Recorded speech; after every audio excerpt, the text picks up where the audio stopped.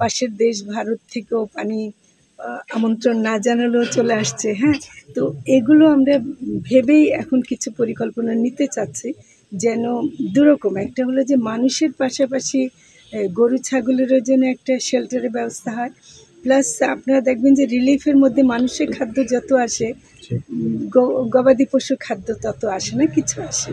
এটা তো আমরা দেখিনি, এটা খুব দুঃখজনক যে এতদিন হয়নি, কিন্তু তার মানে না যে আমরা বসে থাকবো।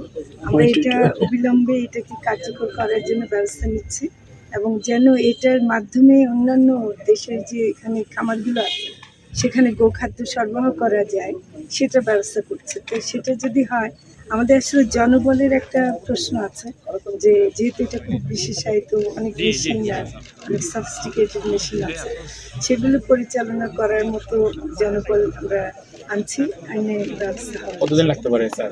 সেটা তো আমি এই মুহূর্তে বলবো না।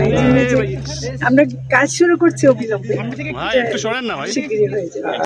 না মানে আপনি সুনির্দিষ্টভাবে যে দুর্নীতির কথা বললেন, এটা আমি অত ডিটেল জানি, কিন্তু অনেকগুলো দুর্নীতি তো হয়েছে, এটা তো সত্যি কথা।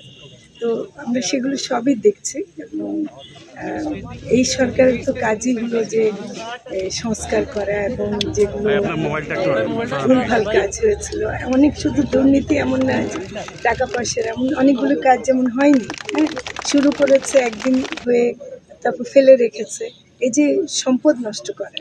এবং আপনারা তো জানেন যে মৎস্য প্রাণী সম্পদ এমন একটা মন্ত্রণালয় যেটা মানুষের খাদ্যের যোগান দেয়, আমিষের যোগান দেয়।